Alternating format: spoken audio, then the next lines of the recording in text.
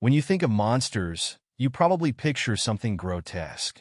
Fangs, claws, eyes filled with hate.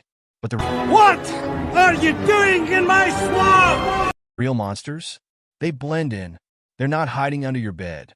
They're sitting at your dinner table, laughing with you, hugging you, kissing you goodnight.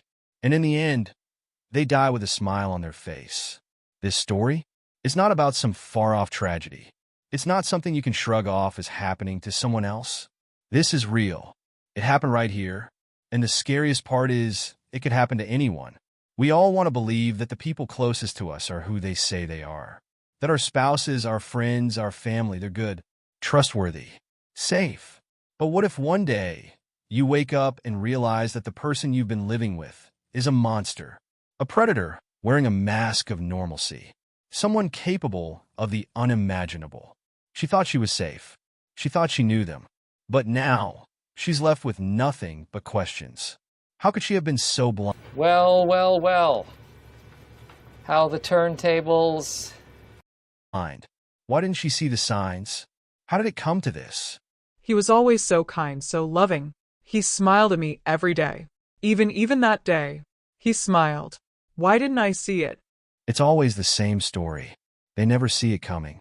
It's easy to think you'd be different, that you'd notice, that you'd figure it out before it's too late. But that's the thing about monsters. The real ones, they don't look like monsters. They don't act like them. Not until it's too late.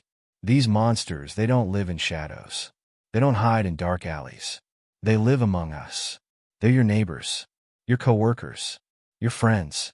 They smile when you smile. They share your jokes. They hold you when you're sad. But behind that smile is something cold, something calculating. The Henderson case, one of the worst I've seen. To everyone around him, he was a model husband, father of the year, the kind of man who would mow his neighbor's lawn and volunteer at the local school. But at night, he was someone else. And when it all came crashing down, when he was finally caught, he didn't run. He didn't beg for mercy. He just smiled, right to the end. He smiled when they took him away. He smiled like he knew something we didn't, like he was happy about it. Who does that? Who smiles at something like this? That smile, it's not just a reflex. It's a mask. It's how they hide. And until you learn to see through it, you'll never know who you're truly living with. What we're seeing here is a phenomenon known as duplicitous charm. It's a trait common among sociopaths and psychopaths. They learn to mimic human emotions, to smile, to laugh, but there's nothing behind it. No empathy, no connection, just cold calculation. It's terrifying because the better they are at it, the longer they can hide.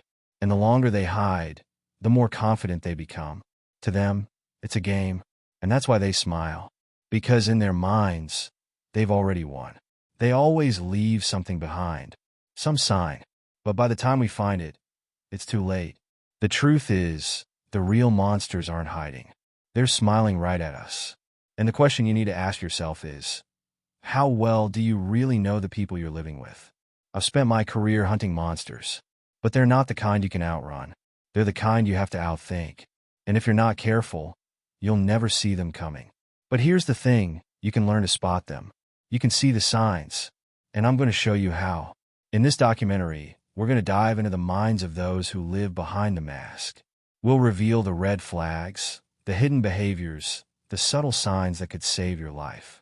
Because the truth is, you never really know who you're living with. But you can learn, and if you stick with me, I'll help you figure it out before it's too late. Because when they smile, that's when you should worry the most. They smile because they think they've won. But together, we can prove them wrong. Subscribe now, and let's start uncovering the truth.